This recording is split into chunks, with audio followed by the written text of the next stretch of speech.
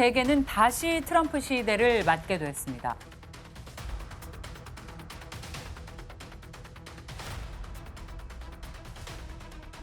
이거에 맞춰서 이제 협상 테이블로 나와라라는 김정은의 확실한 메시지로 저는 생각이 좀 듭니다. 나를 보고 싶어하는 것 같아요, 김정은이가. 여기까지. 트럼프와 김정은 다시 만날 것인가? 그에 대한 가능성이 있는가?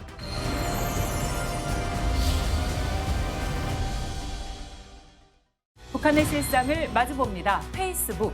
지난 1월 20일 도널드 트럼프가 47대 미국 대통령에 취임했습니다. 미국 우선주의를 전면에 내건 본격적인 트럼프 시대가 도래하면서 국제 정세 대변화가 예상되고 있습니다. The golden age of America begins right now. We will be the envy of every nation, and we will not allow ourselves to be taken advantage of any longer. During every single day of the Trump administration,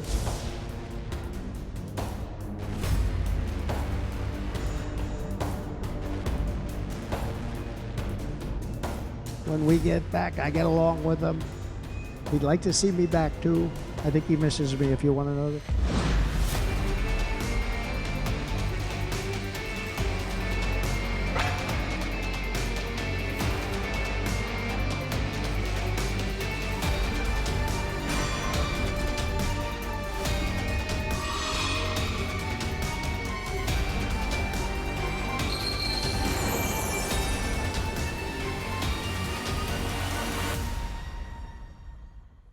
자, 오늘 함께할 전문가 먼저 소개를 해드릴 텐데요. 한국국방연구원 선임연구원 이수훈 박사님입니다. 네, 안녕하십니까. 한국국방연구원에서 국가안보, 한미동맹 그리고 한미안보협력을 연구하고 있는 이수훈입니다. 반갑습니다. 와. 오늘하고 네. 평양에서 한국에 오신 지 이제 막 1년이 된 규리 씨와 함께합니다. 저는 2023년에 먹선배를 타고 동해로 가족들과 함께 탈북을 하였습니다. 이제 온 지 1년밖에 안 된 강규리입니다. 스튜디오에 선글라스를 끼고 나오셨습니다. 네. 가족이랑 다 같이 못 와가지고 남겨있는 가족이 있어서 이제 부득이하게 이렇게 선글라스를 끼게 돼서 어이구. 죄송합니다. 좋습니다. 야, 목섬 타고 고생 많이 하셨네요, 규리 씨. 오늘 이렇게 용기 내주셔서 고맙습니다. 그리고 우리 시청자분들께는 이미 친숙한 안녕하십니까. 저는 북한연구소 국제활동팀에서 연구원으로 활동하고 있는 북한 이탈 주민 박유성입니다. 네. 규리 씨가 한국에 오신 지 이제 막 1년이 됐다면 트럼프 일기를 북한에서 몸소 경험을 하신 거잖아요. 네. 북한 주민들은 트럼프 대통령을 어떻게 생각하고 있는지 궁금한데요. 보통 북한에선 외부 정보가 차단돼 있고 당장 먹고 사는 게 힘들어서 누가 미국 대통령이 되는지 큰 관심이 없는데 트럼프 대통령하고 김정은이 만났을 때 북한에서 매일 저녁 8시 조도에서 이제 트럼프 소식이 나왔고 또 심지어 이 장면을 기록 영화로 만들어서 익숙한 대통령이에요. 트럼프 대통령이라 하면. 그 만남에 대한 영화 얘기하는 거예요? 네네.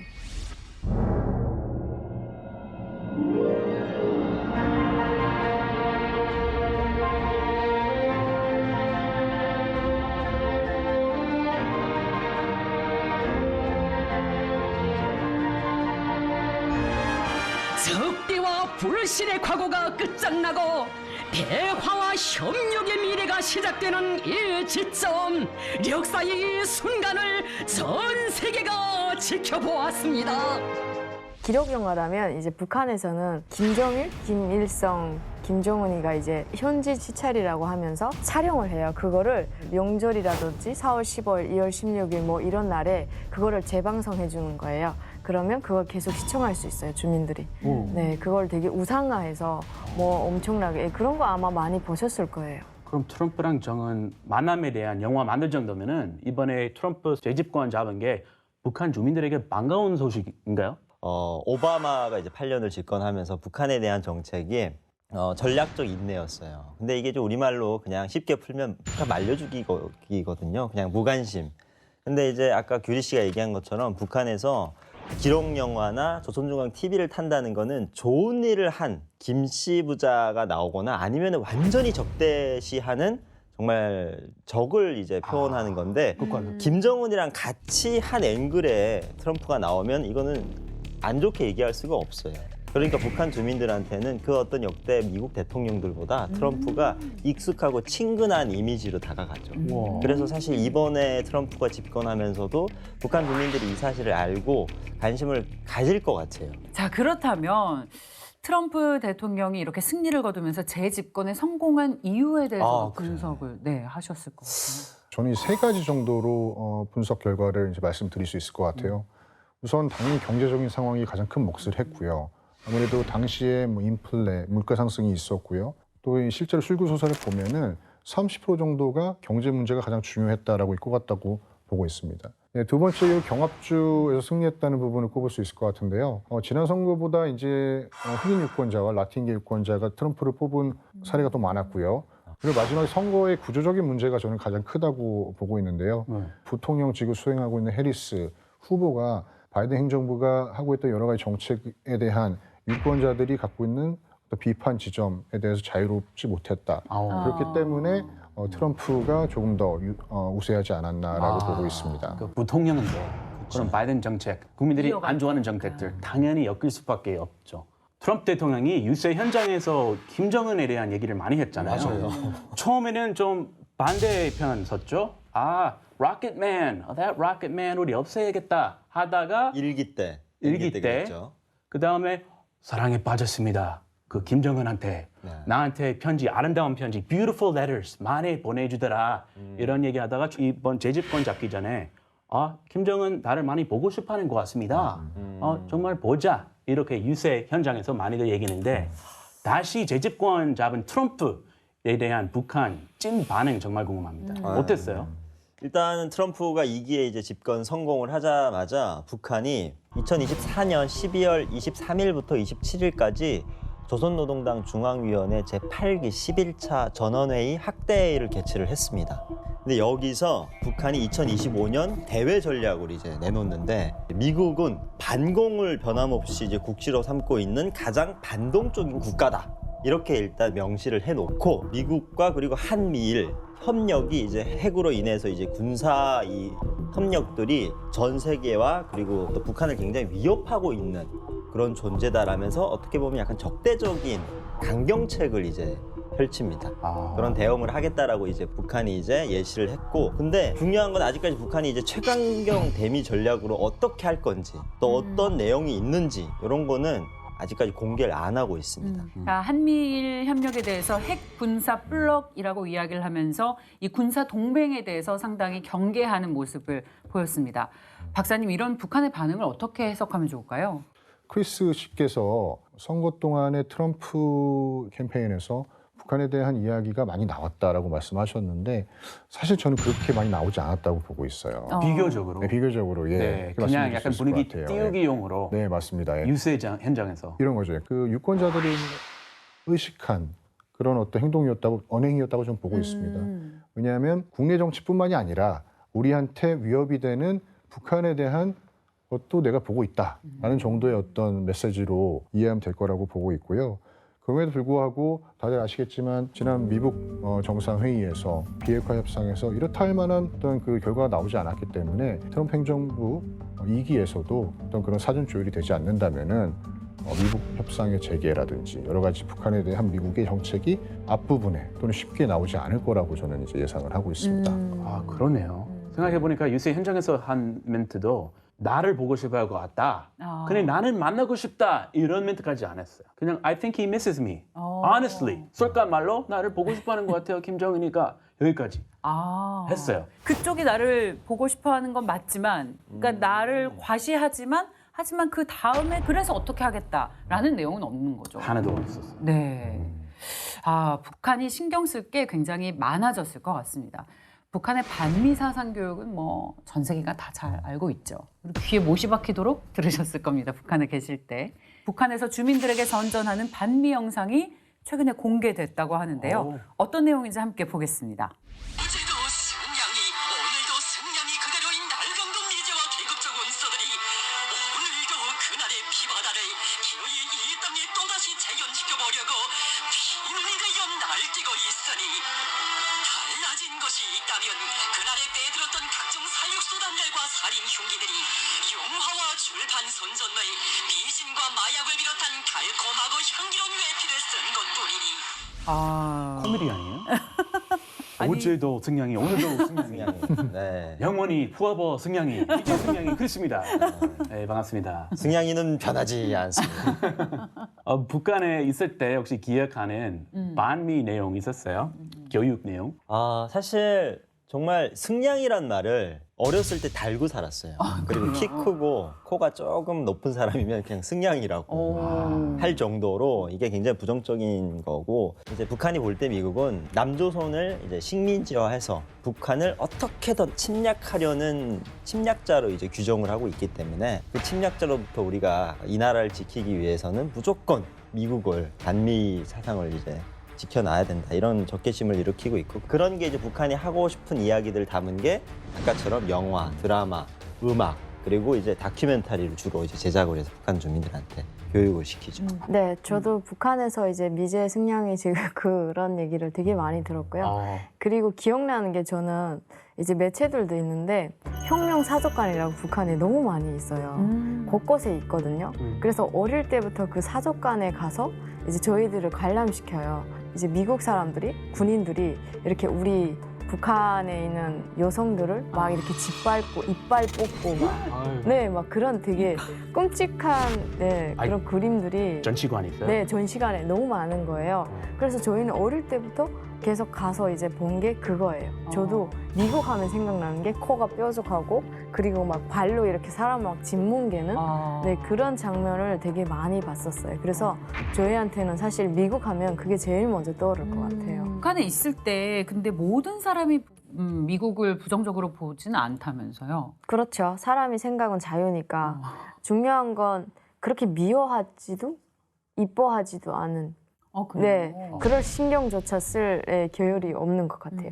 이렇게 정리해 볼 수 있겠네요. 우리 생각보다 북한 주민들이 미국에 대한 적개심을 굉장히 강하게 갖고 있지는 않다. 네, 라고 볼 수 있겠네요. 먹고 살기 좀 힘드니까. 네. 왜냐하면 이제 북한이 한국 전쟁이 끝나고 나서 이제 계속해서 미국에 대한 적개심을 북한 주민들한테 불러일으키려고 가짜 뉴스와 어떤 잘못된 진실로 이제 선동을 해왔는데, 그게 트럼프 대통령을 김정은이 3번을 만나면서 북한 주민들한테 미국에 대한 이미지가 좀 많이 바뀌었어요. 그러니까 그 시대를 살아온 젊은 층들은 미국도 변화가 가능하구나, 대화가 되는 상대구나라는 식으로 약간의 인식들이 있기 때문에 지금 갑자기 북미 관계가 안 좋아졌다고 다시 옛날로 돌아가라, 이거는 사실 북한 주민들이나 청년들이 특히나 또 잘못된 소리를 할 수 있겠구나를 잠깐이라도 생각할 수 있는 계기를 주는 거죠. 왜냐하면 4, 5년 전에는 분위기가 좋았으니까, 그걸 북한이 대대적으로 선전도 했으니까. 그러니까요. 네. 자, 이 주민들에게 주입시키는 강력한 반미 사상을 보여주기라도 하는 듯 트럼프 취임 전에 북한은 지금도 계속 탄도미사일 도발을 감행하고 있습니다.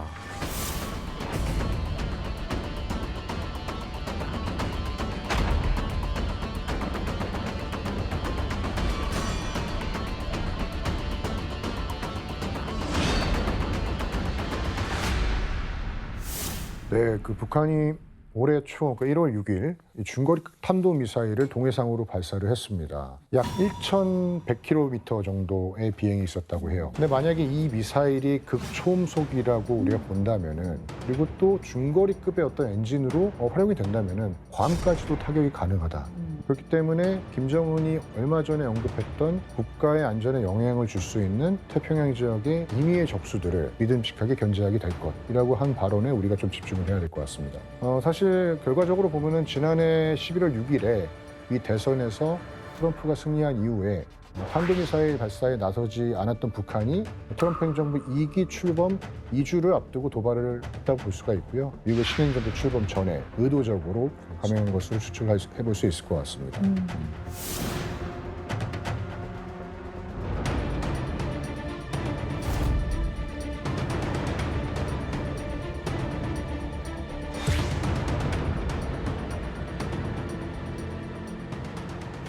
그러니까 이제 김정은이 하노이 정상회담에서 본인이 가진 게 별로 없으면 협상을 본인이 유리한 쪽으로 못 가져간다라는 거를 뼈저리게 아마 그 시기에 느끼고 그게 이제 김정은한테는 아 이걸 내가 가져야 되겠다라는 마음으로 확고히 한 계기가 됐을 것 같고요. 그리고 그 계기가 어떻게 실현이 됐냐. 북한의 젊은 청년들을 전쟁판으로 내몰아서 블러드 머니라고 해서 그 돈으로 지금 극초음속 미사일과 다양한 어떤 장거리 로켓을 이제 개발을 해서 지금 미국에 위협을 주고 있고 그 위협이 트럼프한테는 아 내가 지금은 옛날과 다른 입장과 다른 가진 게 있으니까 이거에 맞춰서 이제 협상 테이블로 나와라 라는 김정은의 확실한 메시지로 저는 생각이 좀 듭니다. 트럼프 대통령은 취임 첫날부터 수많은 행정명령을 쏟아내면서 화려하게 2기를 시작했습니다.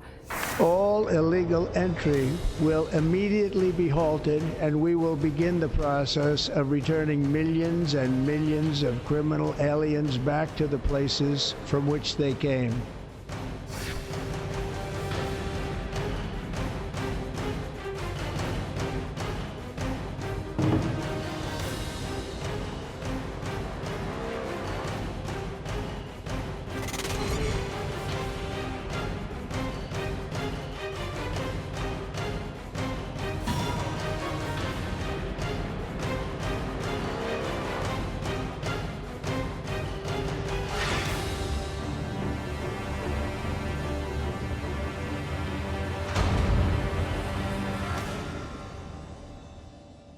여기서는 이제 그 구체적인 어떤 북한 문제가 언급이 안 됐고 현재 국제 정세를 봤을 때는 사실 북한 문제가 결론적으로 봤을 때는 우선순위가 될 수 없다라는 것입니다. 왜냐하면 트럼프 행정부의 외교 우선순위는 러시아 우크라이나 전쟁, 중동 분쟁, 또 미중 경쟁에 집중될 가능성이 큽니다. 트럼프 자신이 이제 24시간 만에 러우 전쟁을 끝낼 수 있다고 주장을 했죠. 근데 얼마 전에 뉴스에 나온 걸로 봐서는 뭐 한 6개월 정도 걸린다는 언급도 있었던 걸로 알고 있습니다. 최대 길게 하면 6개월 안으로. 그렇죠. 예. 그리고 약간 기분 나빠면서 네네. 6개월? 빨리 꺼내야지 이렇게 얘기했어요. 네, 그리고 이제 이스라엘 하마스 종전 플러스 시리아에 주둔하고 있는 미군을 철수하겠다라는 부분을 공약으로 내세운 상황입니다. 그렇기 때문에 중동 문제에 집중할 수밖에 없고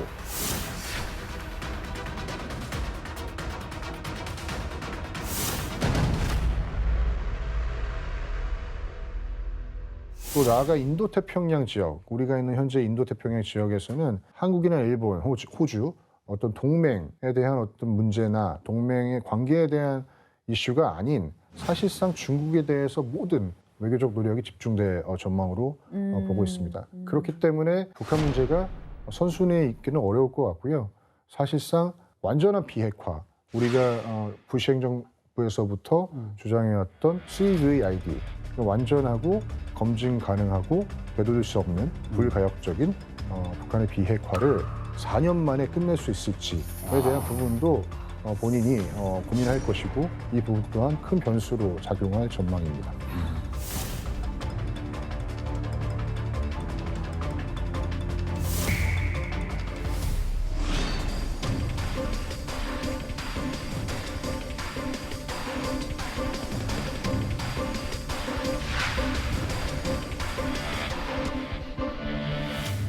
자, 앞으로 미국과 북한과의 관계 어떻게 진행될지 정말 변수가 많죠. 자, 트럼프 2기의 대북 정책 방향을 예측하려면 트럼프 2기 행정부의 주요 인물을 살펴보면 되겠습니다.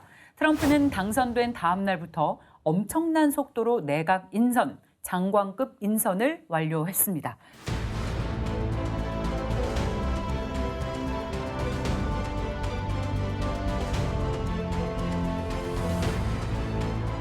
먼저 국가안보 보좌관 마이클 월츠부터 설명을 드리겠습니다. 네.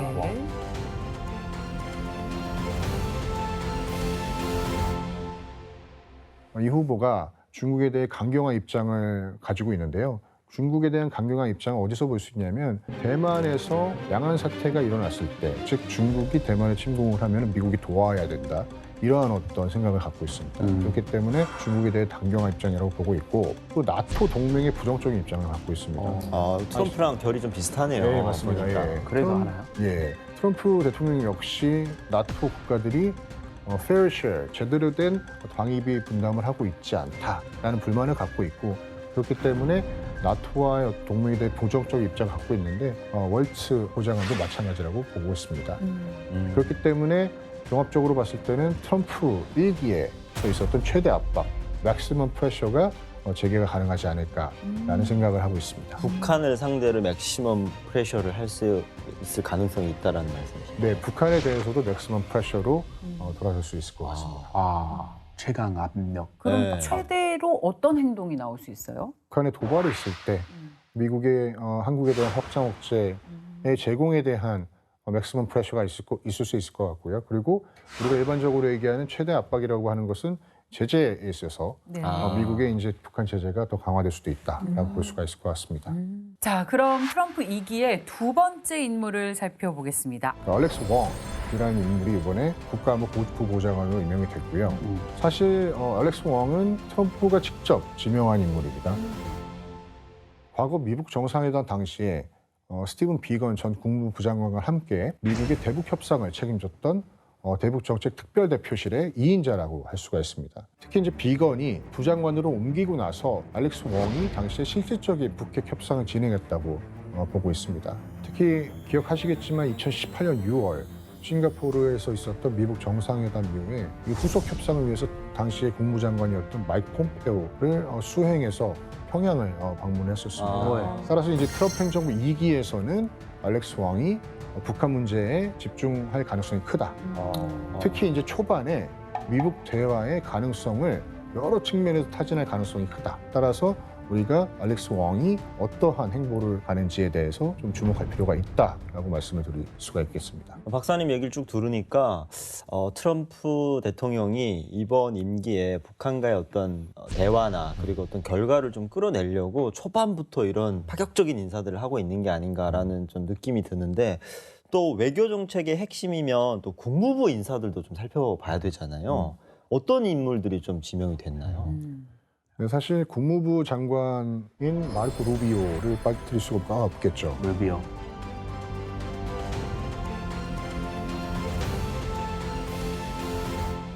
제일 유명하죠. 예, 맞습니다. 왜 유명해요? 인지도 제일 높아요. 왜요? 그 여태 언급하신 분들 중에 트럼프 대통령 빼고는 어떤 걸로 유명해요? 쿠바 이민자 가족의 아들로 태어나서 거기도 많이 탄압, 자유 없는 나라에서 와서 거기 정치인까지 돼서 좀 자수성가한 어떤 인물로 이제 평가를 좀 받는 거군요. 자유를 위해, 북한 인권 위해, 쿠바 인권 위해 많이 싸우시는 분이에요. 이분이 그러면 북한 인권을 위해서도 목소리를 많이 내시는 분이에요? 네, 맞습니다. 네. 네, 크리스 씨께서 설명을 아주 잘해 주셨는데요. 조금 더 부연을 해드리자면은 마르코 루비오는 지난 대선에도 공화당 후보로 출마를 하려고 했었죠. 대통령 후보로 출마하려고 했던 네, 사람이에요? 맞습니다. 대통령 후보. 네, 경선으로 이제 출마를 했고요. 그다음에 2024년의 대선에서는 트럼프 대통령 당시 후보가 부통령으로 생각을 했었던 인물이기도 합니다. 그렇기 때문에 굉장히 그 정치적으로 이스타블리시먼트 기반이 굉장히 좋은 분이라고 이제 알고 있고요. 루비오 국무장관은 상원 의원으로 재직할 당시에 북한 인권에 대한 인권 개선에 대한 노력을 굉장히 많이 했습니다. 루비오 장관이 북한에 가족이 있는 한국계 미국인들을 위해서 이산가족 국가 등록법을 상원에서 대표로 발의해가지고 화제가 또 됐어요. 왜 미국에서 북한 인권법이라는 걸 발의를 하느냐? 그렇죠. 라는 게 우리가 궁금하잖아요. 이거는 이제 미국뿐만이 아니라 일본에서도 발의를 하고 있습니다. 일본에서? 네, 그 북한 인권법이라는 거는 한국뿐만이 아니라 미국, 일본에서도 하고 있고 미국 같은 경우에는 2000년대 초반에 처음으로 발의를 한 걸로 알고 있습니다. 그렇기 때문에 북한 인권에 대한 관심이 굉장히 큰 걸로 저희가 판단할 수가 있고요. 네. 북한과의 협상이 재개가 된다면은 비핵화뿐만이 아니라 인권과 관련된 문제도 충분히 이제 다뤄질 수 있다라고 예측을 해볼 수가 있을 것 같습니다. 지금 박사님 얘기 들어보니까 북한의 인권에 대해서 미국의 관심이 굉장히 많잖아요. 네. 이걸 듣는 북한 출신의 규리 씨는 어떤 느낌을 가지셨는지 저는 궁금해요. 논란 적이 한두 번이 아니에요, 사실은. 네, 이런 얘기를 박사님께서 얘기하시기 전에도 제가 이제 미국에 직접 가서 그런 인권에 대해서 얘기를 한 적도 있거든요. 줄리 터너 대사님이 초청으로. 근데 그때도 제가 깜짝 놀랐어요. 한국 분보다는 미국에서 더 관심이 많은 거예요. 정말 북한에 많아요. 대한. 많아요. 계속 적대국이라고 그렇게 미제 침략자라고 하던 사람들이 북한 주민에 대해서 이렇게 관심이 많다고 그때부터 내가 감정이 미국에 대한 좋은 감정이 싹트기 시작했던 것 같아요. 네. 그래서 오늘 미국인 옆에 이렇게 앉아서 기분이 다행입니다. 좋으신가 봐요. 네, 아마 하세요. 그런 거. 친하게 지내요. 네. 자, 네, 잘 부탁드립니다. 자, 그렇다면 2기에 또 살펴볼 인물, 이번에는 국방부 장관을 보겠습니다. 국방부 장관 피트 헥세스가 지명이 됐고 이제 인선이 돼서 일을 하고 있는데요. 알고 있습니다. 앵커였군요. 그러니까 이게 앵커였는지 진행자였는지 그거에 대한 어떤 판단이 기준이 어떻게 되는지 그러네요. 모르겠지만 네, 해설자랑 앵커는 네. 분명히 다르니까. 네. 고정 출연했고 높은 네네. 연봉 받으면서 했는데 네네네. 이 정치적으로 갈아탄 거죠. 네네 맞습니다. 예. 보수 언론사에서 대표 네네. 보수 언론사에서 네네 맞습니다. 미국은 폭스뉴스. 크리스가 이렇게 부연 설명해주니까 이해가 훨씬 더 잘 되는 것 같아. 좋네요. 네. 오늘 일반 그 미국은 생각하는 그 정도다. 인지도 네네. 높다. 네. 논란 좀 있지만은 맞습니다. 헥세스 장관 같은 경우에는 북한에 대해서 굉장히 그 강경한 입장을 갖고 있는 것으로 알고 있습니다. 과거에 이제 미북 긴장이 고조되었던 2017년 이 폭스 뉴스에서 북한에 대한 선제 타격에 이점이 있다, 메리트가 있다고 발언을 한 적이 있습니다. 사실 국방부 장관, 그러니까 펜타곤의 주인이죠. 펜타곤의 주인이 누가 되느냐가 굉장히 중요한 것이 왜 그러냐면 네. 미국은 전 세계에 군대가 있습니다. 네. 이러한 전구, 시애터가 여러 개가 있고 전 세계의 군사력을 투사할 수 있는 그런 유일한, 전 세계 유일한 국가가 맞아요. 미국이지 않습니까? 맞아요. 제가 방금 말씀드린 그 여러 전구의 모든 군인과 장성들을 통솔을 하는 자리가 바로 펜타곤의 주인인 미 국방부 장관입니다. 굉장히 중요한. 굉장히 중요한, 굉장히 대통령 중요한 다음으로 어떻게 보면 되게 중요하다고 볼 수도 맞습니다. 있겠네요. 맞습니다. 특히 이 한미 동맹 차원에서는 우리가 얼마 전에 기획한 핵 협의 그룹 네. NCG와 이에 따른 핵 재래식 통합에 대한 협의가 지속해서 유지 발전되려면은 이 미국 국방부 장관의 핵심적인 역할이 필요하다. 그렇기 때문에 우리에게는 굉장히 중요한 인물이다라고 할 수가 있을 것 같습니다. 예. 자, 규리 씨, 북한에 있을 때 미국이 먼저 공격할 수 있다. 전쟁을 시작할 수 있다. 이런 얘기 들어보셨어요? 들어본 것 같긴 한데요. 저도. 오. 네, 근데 늘 다른 나라에서 이제 북한을 침략하려고 한다라고 교육을 받아가지고 뭐 그렇게 처음 들어보는 소리 같진 않아요. 네. 북한이 선빵 안 날린다. 네, 우리 그래서 항상. 계속 훈련하잖아요, 저희는. 네, 동기 훈련도 하고 네. 계속 준비가 되어 있는 거죠. 북한이 늘 하는 말이에요. 네. 미국이 호시탐탐 공격해서 우리나라를 이제 본인들의 식민지로 만들기 위해서 지금 하늘과 바다, 땅에서 지금 계속해서 전쟁 준비를 하고 있다. 그래서 맞아요. 항상 네. 그거에 대한 대비를 해야 돼서 사실 북한이 제일 정세가 긴장할 때가 언제인지 아세요? 이게요. 한미일 이제 군사 협력을 하거나 그리고 미국과 이제 한국이 군사 훈련을 할 때, 연합훈련. 네, 연합훈련을 할 때 그때 이제 북한은 전쟁이 마치 날 것처럼 분위기를 이제 만들어서 사람들한테 공포심을 심어줘요. 맞아요. 네. 네.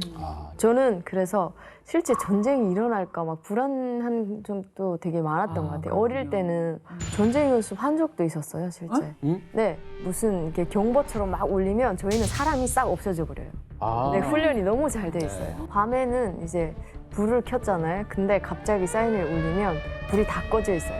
진짜 불빛이 하나도 없어져요. 자동으로. 네, 스스로. 저희가 이제 알아서 다 칸막이를 하는 거예요. 소리가 나면 안 하면 막 소리를 질러요.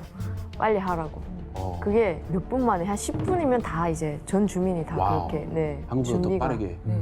바로 전쟁이 일어나도 이상하지 않을 것 같다라는 네, 그런 맞아요. 분위기를 조장을 하는 거죠. 네, 사이렌을 울리면 네 맞아요. 북한에는 모든 공공기관에 방공호가 다 마련이 돼 있습니다. 그게 이제 일상처럼 활용이 되고 있고. 우리도 그래서 가끔 서울에서 하듯이. 네. 네. 근데 이제 한국은 사이렌이 우리가 울리면 사실 안전 불감증으로 인해서 많은 사람들이 그거가 뭐 이렇게 의심도 하고 이러는데 북한은 정말 그냥 일사불란 그냥 쫙 움직여서 의심의 여지 없이. 의심의 여지가 없이 모든 도로에 사람이 없어요. 아. 네. 그 평양에 있는 지하철이 세계에서 제일 깊거든요. 근데 그 지하철의 목적이 방공호 목적으로 북한이 건설을 한 거예요. 그래서 평양 시민들은 다그 지하철로 들어가 숨습니다. 다음은 특별 임무를 담당하는 대통령 특사 임명에 대해서 이야기를 좀 해볼까요? 특사. 네. 예, 그 대통령 특사로 리처드 그레넬 전 주 독일 대사가 임명이 됐습니다. 사실 그레넬 대사는 트럼프 대통령의 외교 책사라고 이제 할 수가 있겠습니다. 따라서 지난 2024년 선거가 한참 진행 중에 있을 때는 그레넬이 결국에는 국가안보 보좌관이 되는 게 아닌가, 또는 국무장관이 되는 게 아닌가, 이러한 예측이 굉장히 많았습니다. 이번에 이제 특별 대사가 되면서 여러 가지 이제 임무를 받게 된 걸로 알고 있습니다. 그 북한만 맡게 되는 게 아니라 베네수엘라를 포함한 여러 다른 지역에서 현재 분쟁이 있는, 또는 미국이 대외 정책을 투사할 수 있는 여러 곳에 대한 특별 대사를 맡았기 때문에 북한만의 문제에 집중한다고 볼 수는 없을 것 같습니다. 네. 그럼에도 불구하고 트럼프 대통령은 그레넬을 지명을 하면서 북한 관련 업무도 맡게 될 것이라고, 또 그에 대한 경험도 있다고 이제 강조를 했습니다. 그레넬 전 대사는, 현재 그 특별 대사는 김정은과 트럼프 대통령의 만남을 굉장히 긍정적으로 평가를 했고요. 그리고 이분은 트럼프 대통령이 추진하는 미국 우선주의 대외 정책에 적극적으로 나설 가능성이 있다고 보여집니다. America first and where? 네, 맞습니다. 자, 트럼프 2기의 대북 정책 방향을 예측하려면 과거를 돌아볼 필요가 있습니다. 미북 접촉의 역사가 어떻게 진행됐는지 북클립에서 만나보겠습니다. 미국과 북한의 만남은 1953년으로 거슬러 올라갑니다. 7월 27일 전쟁의 일시적 중단을 약속하는 정전협정을 위해 양국의 대표가 참석했습니다. 당시 분위기는 얼굴도 마주하지 않은 채 멀리 떨어져 각자 서명할 만큼 냉랭했습니다. 이후 김일성이 핵 개발을 강행하면서 미북 관계는 핵 문제를 둘러싼 갈등을 거듭합니다. 첫 접촉은 1991년 6월 21일 미국 국제안보연구소 대표단이 평양을 방문하면서 시작됩니다. 미국은 화해 무드를 배경으로 북한의 핵 문제를 해결하고자 수차례 대화를 시도하는데요. 하지만 북한의 행보에 따라 국제사회의 부정적 시선이 누적되면서 1993년 NPT 및 IAEA의 탈퇴를 선언합니다. 이 같은 북한의 강경한 입장으로 인해 다시금 전운이 감돌게 되지만 1994년 6월 지미 카터 전 미국 대통령의 방북 후 협상 국면으로 전환됩니다. 그 결과 10월 21일에 미국과 북한 간 핵무기 개발에 관한 특별 계약, 일명 제네바 합의를 이끌어냅니다. 북한이 핵 개발을 포기하는 대가로 미국이 북한을 향한 군사적 공격을 하지 않는다는 내용의 평화협정을 맺은 건데요. 하지만 얼마 가지 않아 양국의 관계는 경색됩니다. 2002년 1월 29일 부시 대통령이 북한을 악의 축으로 지목하면서 강경한 입장을 표출했는데요.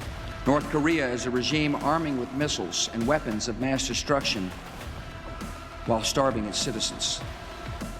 States like these and their terrorist allies constitute an axis of evil, arming to threaten the peace of the world. 이에 따라 제네바 합의는 사실상 폐기됐고 미북 관계는 원점으로 회귀됩니다. 뒤이은 오바마 행정부의 대북 정책은 어땠을까요? 초반에는 대화의 끈을 놓지 않고 2011년 7월, 10월, 이듬해 2월까지 총 3차에 이르는 고위급 회담을 진행합니다. 그 끝에 2012년 2월 29일 북한의 핵 활동 중단과 미국의 식량 지원을 약속한 229 합의를 도출해냅니다. 그러나 보름 만에 북한이 장거리 로켓 시험 계획을 발표하며 229 합의는 쉽게 파기되고 맙니다. 이후 오바마 대통령은 북한과의 대화에 나서지 않는 전략적 인내를 내세우며 교착 상태에 머무릅니다. 그리고 2017년 트럼프 행정부가 등판하면서 다시금 치열한 줄다리기가 시작되는데요. 북한의 탄도미사일 발사와 6차 핵실험의 거듭 시행으로 위기 최고조가 됐고 미국을 중심으로 한 국제사회는 유엔 안보리 대북 제재 결의에 만장일치로 대응했습니다. 현지 시간 11일 미국 뉴욕 유엔 본부에서 열린 안전보장이사회에서 신규 대북 제재 결의 2375호를 만장일치로 채택한 직후 니키 헤일리 미국 대사는 미국은 전쟁을 바라지 않는다고 말했습니다. 그러면서 만약 북한이 핵 개발 프로그램을 중단한다면 나라의 미래를 되찾을 수 있다며 덧붙였습니다. 그러나 미북 관계는 약 1년 만에 정반대의 분위기가 됩니다. 양국의 정상이 참석하는 전례 없는 정상회담을 2018년, 2019년에 걸쳐 총 2번 개최했는데요. 하지만 결과적으로 협상이 결렬되면서 미북 대화는 다시 표류하게 됩니다. 그리고 올해 트럼프 2기 행정부가 재출범했습니다. 70년간 이어진 미국과 북한의 동상이몽, 앞으로 어떤 방식으로 대화를 이어갈지 주목됩니다. 사실 저희가 이게 쭉 봤는데 파장이 제일 컸던 건 사실 NPT를 탈퇴하면서 사실 북한이 악의 축의 어떤 네이밍을 되게 되는 거죠. 그때 북한이 이 핵사찰을 안 받으려고 어떤 일까지 했냐면 IAEA 핵사찰단이 이제 시찰을 하겠다라고 이제 북한이 공식적으로 통보를 하니까 북한 당국에서 북한 주민들한테 산 거미를 한 마리씩 바치라고 했어요. 그래서 집집마다 사람들이 어른이고 애고 산 거미를 잡으려고 다니느라고 난리도 아니었어요. 진짜 거미를? 진짜 거미를. 와. 그래서 잡아서 이제 그 거미가 이제 수백 마리, 수천 마리를 북한이 핵 실험을 하는 그 땅굴 앞에다가 갑자기 풀어놓은 거죠. 그래서 IAEA 핵사찰단이 앞을 갔는데 거미줄이 너무 많고 이게 사람이 침입한 흔적이 없게 보이려고 북한이 이런 짓까지 하면서 이 사찰을 피했습니다. 그러다가 결국에는 이제 탈퇴를 하면서 이제 악동이라는 별명을 얻게 됐죠. 한 국가가 어떻게 이렇게 치사하고 치졸한 아이디어를 내서 이걸 실행한다라는 게 정말 경악스럽습니다. 네. 북한이 NPT 탈퇴를 하면서 여태까지 6차 핵실험까지 진행을 했고요. 그렇기 때문에 이 문제가 단순히 한반도 내의 문제가 아니라 지금 이제 전 세계적으로 가장 풀기 어려운 문제가 되었습니다. 이러한 북한의 문제, 비핵화를 달성하기 위해서 한국, 북한, 미국, 일본, 러시아, 중국이 참여한 6자 회담이라는 거를 시도를 했고요. 이게 이제 실패하고 2018년 트럼프 행정부 들어서는 더 이상 다자 협상의 틀이 아니라 양자 협상의 틀에서 이걸 풀고자 했던 것입니다. 그게 이제 우리가 싱가포르가 하노이에서 봤던 양자 비핵화 협상이라고 볼 수가 있고요. 네. 북한의 핵 문제가 더 이상 한반도의 문제는 아니다. 전 세계가 관심을 갖고 있는, 전 세계의 위협이 될 수 있는 심각한 문제라고 말씀을 드릴 수가 있을 것 같습니다. 이 핵 위기가 고조되면서 악화된 미국 관계를 좀 풀려고 했던 분이 최근에 장례식 치른 전 대통령 지미 카터시잖아요. 생전에도 화합과 평화를 중재하기 위해 북한에 방문해서 또 김일성을 만난 적이 있는 그런 대통령입니다. 그렇죠. 네, 사실 북한에 이제 처음으로 미국 전 대통령이 특사로 이제 평양에 들어오면서 이게 사실 북한에서 대대적으로 홍보를 했습니다.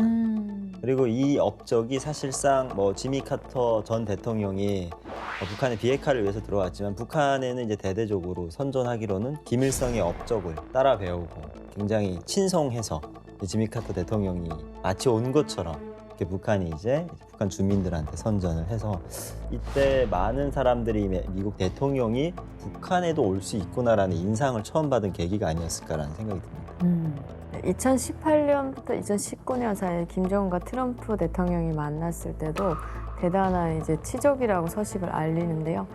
북한 주민들은 대북 제재가 좀 해제됐으면 좋겠다 하는 생각이었습니다. 대북 제재 이외에 중국과 거래가 잘 안 되고 또 개인 장사가 되게 안 됐거든요. 그런데 나는 그냥 빨리 다 끝났으면 좋겠다라는 생각이 제일 많이 들었어요. 네, 그래서 아예 망해서 북한이 아예 망해서 내가 살고 있는 내 나라가 네, 그럼요. 아예 망해서 선을 들었으면 좋겠다.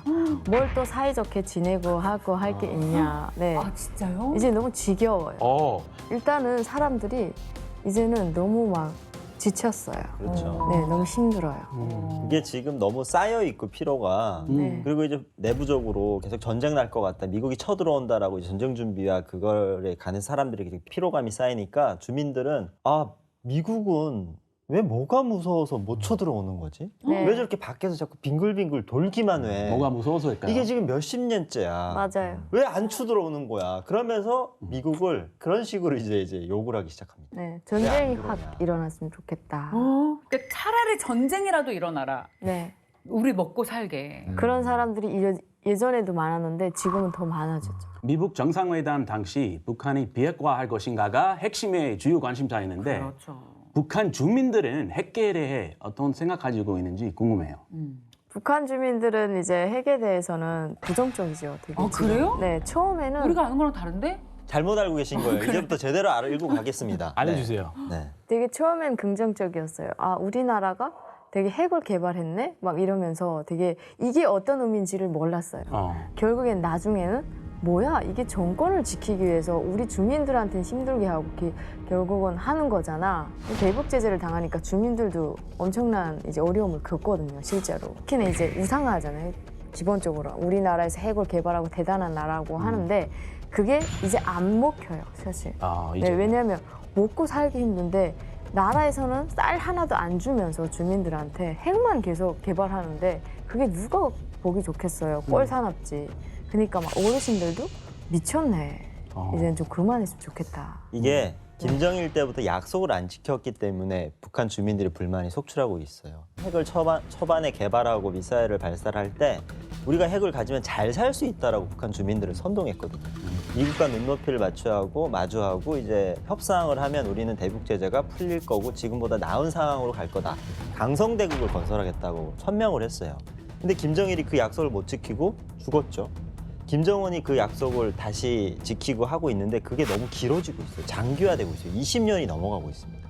그러니까 북한 주민들이 초반에는 핵에 대해서 우리도 가지면 다른 나라와 똑같이 잘 살고 있겠구나라는 희망적인 어떤 눈으로 봤지만 지금은 그 핵 때문에 세계로부터 이제 억압을 받고 제재를 받는다라는 거 북한 조선중앙 TV가 계속 공견하게 얘기하니까 그럼 그거 포기하면 우리가 괜찮겠네라는 사고가 바뀐 거죠. 그렇습니다. 앞서 말씀하셨듯이 2018년, 2019년 미국 정상회담을 통해서 북한이 정말 비핵화를 하느냐 안 하느냐가 초미의 관심이었는데 결국에는 실패로 끝났습니다. 우리는 그걸 노딜이라고 부르죠.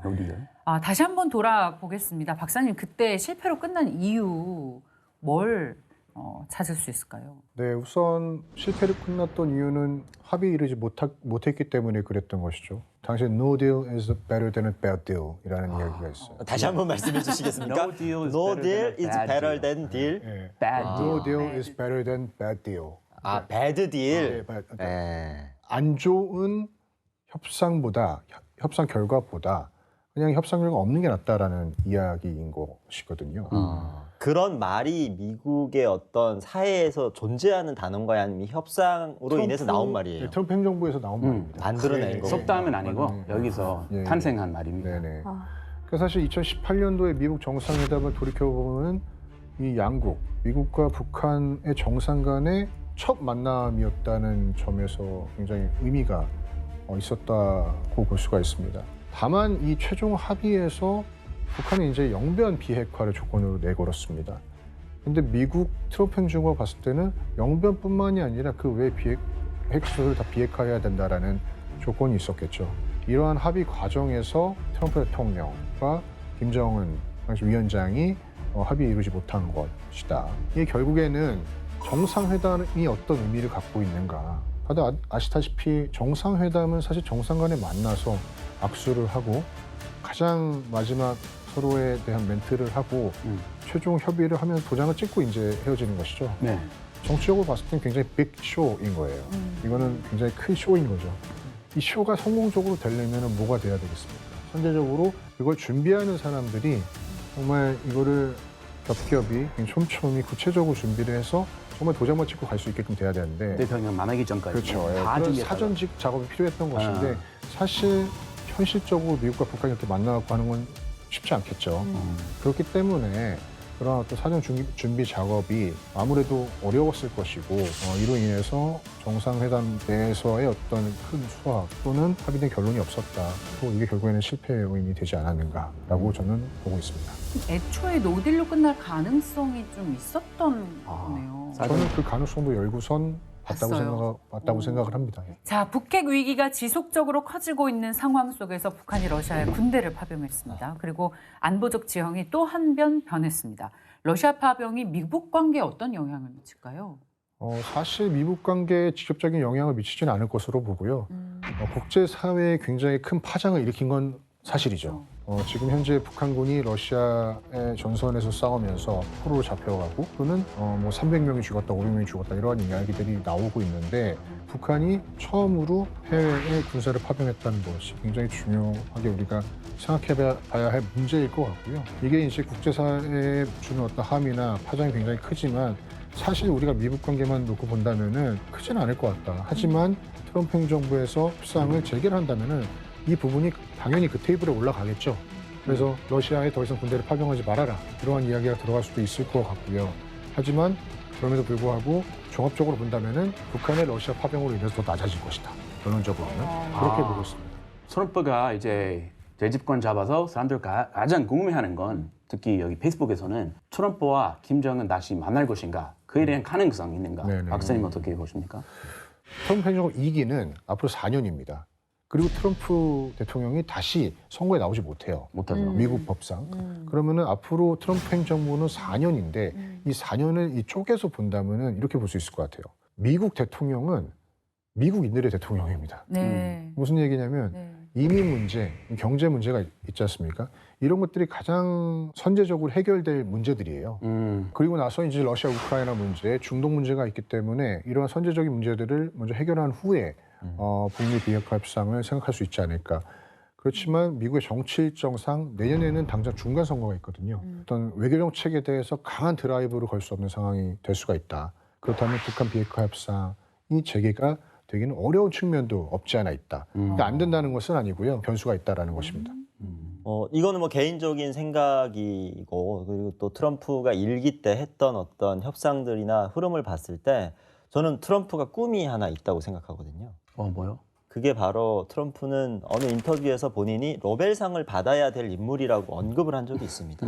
그리고 이제 김정은과 만남이 이루어지면서 남북 관계나 북미 관계가 훈풍이 들면서 트럼프가 이제 노벨상 후보에까지 오르는 그 일련의 과정들이 있었어요. 그래서 트럼프는 이제 4년이라는 임기 안에 북미 관계를 협상이 아닌 그 다음 스텝으로 나갈 가능성이 전 굉장히 있다라고 생각하고 노벨 평화상을 위해서 김정은과 만날 가능성이 있다라는 것이 유성 씨의 생각이고 자, 규리 씨는 어때요? 만날까요, 둘이? 만날 가능성이 저도 좀 있다고 생각돼요. 만나면 좋을 것 같아요? 안 좋을 것 같아요? 그게 뭐 좋고 나쁘고 할 게 있어요. 김정은 정권에서 핵을 포기하지 않는 이상은 저희들한테 뭐가 좋고 나쁘게 할 게 별로 없을 것 같아요. 차이는 없을 것 같아요. 핵심을 말씀하셨습니다. 전곡 찔렀어요. 네, 전곡 찔렀어요. 크리스. 만나면 나쁠 게 없다고 생각해요. 물론 뭐 박사님 말씀하신 것처럼 가능성 좀 낮지만 모든 대통령들 전 대통령 하지 않았던 거 꿈꾸니까 트럼프는 원래 그런 야망가 이런 걸로 유명하니까 대통령 중에 만날 가능성 그래도 좀 높지 않은가. 한번 만났으니까. 자, 트럼프 1기를 겪었지만 여전히 트럼프 2기 행정부는 변수가 가득합니다. 북한뿐만 아니라 우리의 안보 불안 역시 가중되고 있습니다.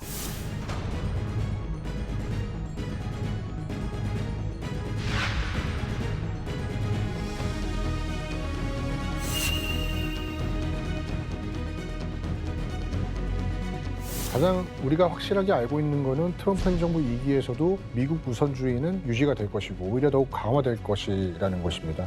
그렇기 때문에 우리 한국이 미국에 발을 맞추어야겠지만 발을 맞추는 거에만 집중하지 말고 우리가 미국한테 해줄 수 있는 부분도 함께 고려해서 우리도 마찬가지로 한국의 우선주의를 내세워야겠죠. 그러면서 미국과 여러 한미동맹 현안들이 산재해 있는데 이러한 현안들을 잘 해결해 나가고 우리 전 정부적인 어떤 지혜가 모여야 되는 그런 시점이 아닌가 생각을 합니다. 그러면서 외교적으로는 적극적인 노력이 지속해서 추진이 되어야 된다는 생각입니다. 네. 맞습니다. 2025년 세계는 다시 트럼프 시대를 맞게 됐습니다.